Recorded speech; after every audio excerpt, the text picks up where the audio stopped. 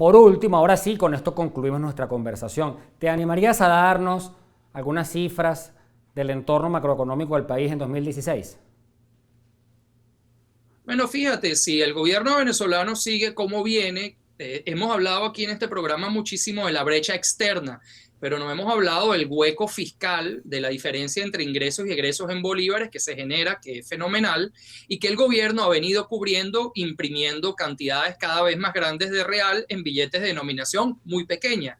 Eso fue lo que provocó que la inflación esté hasta donde el Banco Central nos quiso decir 140%, 250%.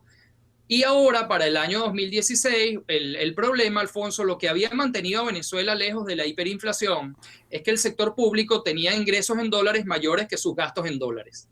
Y entonces, si tú tienes ingresos en dólares mayores que tus gastos en dólares, cuando devalúas, generas bolívares adicionales que ayudan a cubrir el déficit fiscal. En la situación de Venezuela hoy, el déficit del sector público en cuenta corriente es muy significativo, de manera que si devalúas, aumenta el déficit fiscal y eso te lleva a que necesitas imprimir más dinero para financiarlo. Con esto lo que te quiero decir es, si Venezuela sigue como viene, estamos pensando en una caída del PIB entre 10 y 15% en el 2016, con una inflación que el mismo Fondo Monetario Internacional ha estimado en 720%, pero de ahí a 600 o a 800 no hay ninguna diferencia. Yo creo que alimentos al cierre del año pasado ya estuvo por el orden de los 300%.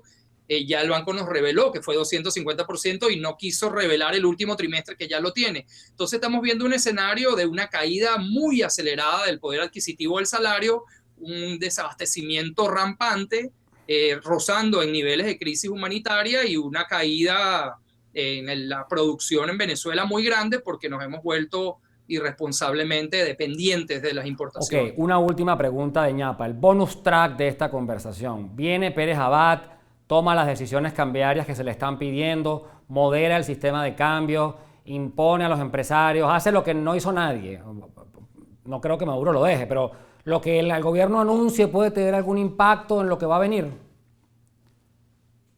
Bueno, lo que el gobierno anuncie puede tener algún impacto. Venezuela tiene muy pocos dólares y por el sistema cambiario que tiene los usa muy ineficientemente.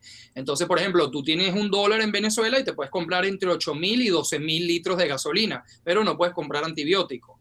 Eso es consecuencia de que un gobierno se siente a fijar, por cualquier artificio que se les haya ocurrido, los precios de toda la economía. Si ellos liberan el tipo de cambio y lo unifican y levantan el control de precios, Venezuela va a seguir teniendo muy pocos dólares, porque una cosa que el gobierno no puede hacer es generar dólares, pero la forma en la que el país aprovecha esos dólares va a ser mucho mejor, cosa que ayudaría a atenuar un poco la crisis. Los utilizaríamos en cosas que nos hacen más falta y no en otras que a ellos se les han ocurrido que deberían estar subsidiadas, y eso pudiera tener alguna consecuencia en términos de cómo nos perciben los mercados internacionales y generar alguna diferencia de cara al futuro. De todas maneras, a mí me parece que es muy tarde para reinventarse, que cualquier cosa que se le ocurra hacer al gobierno, el 2016 va a ser un año muy duro para Venezuela, y todas esas medidas nosotros tenemos que recordar que generan bolívares y ayudan a aumentar la eficiencia con la que manejamos los pocos dólares que tenemos. Pero que nos quede claro, aumentar la gasolina genera bolívares, Claro. no dólares, y unificar el cambio genera bolívares, pero no genera Bien, dólares. Miguel Ángel, muchísimas gracias por atendernos, por esta interesante conversación, el cuadro macroeconómico del país, con toda su crudeza, desde Boston, por internet, para Tal Cual Debates. Un fuerte abrazo.